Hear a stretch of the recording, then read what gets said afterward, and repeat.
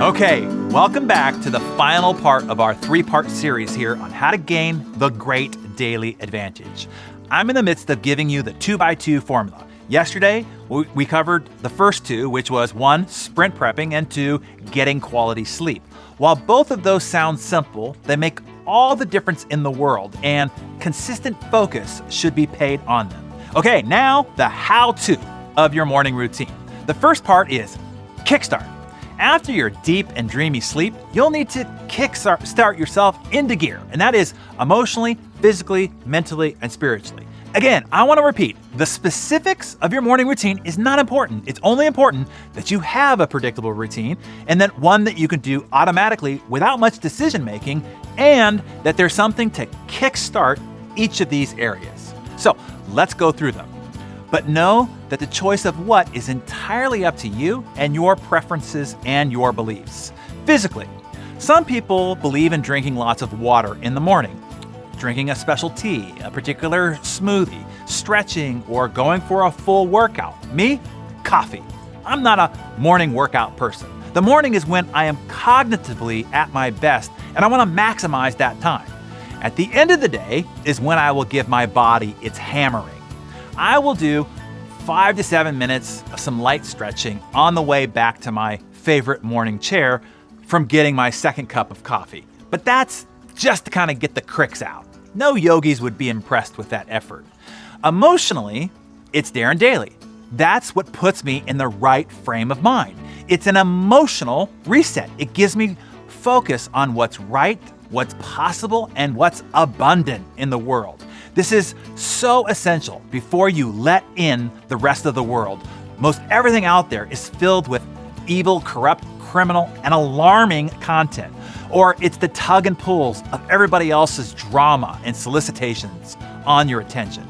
So with my first cup of coffee in hand, that single DarrenDaily message, it grounds me. In under 5 minutes, my mind and eyes are recalibrated to look for and to find the hope, the prosperity, and the possibilities. And it takes me into the next one, mentally. I keep a DarrenDaily journal on the side table of my favorite morning chair, where I watch my DarrenDaily. That is where I write the takeaway lessons from that day's DarrenDaily and then do the introspection on how it translates to my life right then, that very day. And what 1 or 2 or 3 things can I do that day to take action on the lesson? You see, that gets the mind working on the better everyday path. I also read for 30 minutes from whatever book that I have going on at the time, which is usually related to the skill that I have selected to focus on for that quarter. And then last but not least, spirituality. This one, you got to decide for yourself. Some pray, some meditate, some write in a gratitude journal, some have their daily devotional, they read out of the Bible, they read out of the sutras, the Tipitaka, the Vedas, the Quran, the Torah, the Book of Mormon, the Sorcerer's Stone, 50 Shades of Grey, whatever works for you, whatever kickstarts your spiritual realm. And then the final component, and really everything up to this point, has been a wind up and set up for this. And that is jamming. Your A-No.1 MVP, most valuable priority for the day, for 90 minutes, head down, deep, focused work. Hopefully, what you selected and maybe even got started the day before is what will be the most valuable and cognitively hardest thing that you will have to do all day.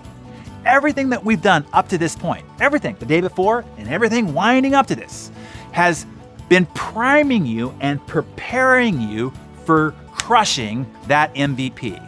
And this is why you absolutely cannot be distracted or disturbed during this jam session.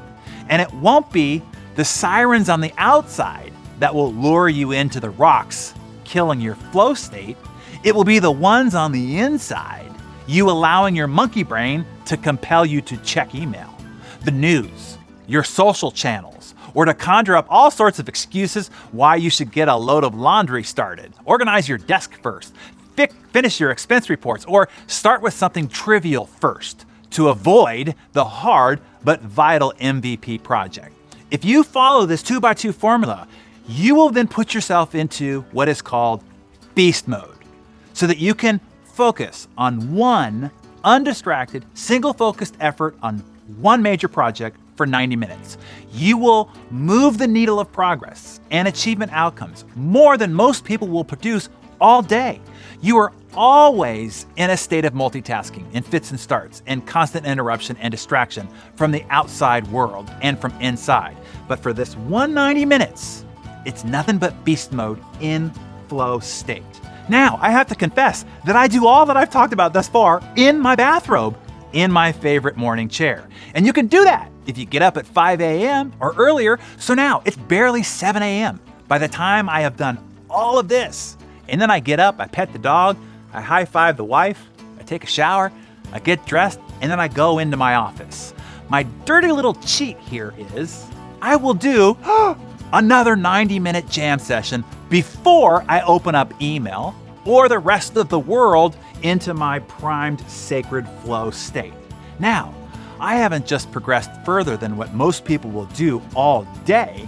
I have progressed further than what most will do all week, by far, all before 9 or 10 a.m. in the morning.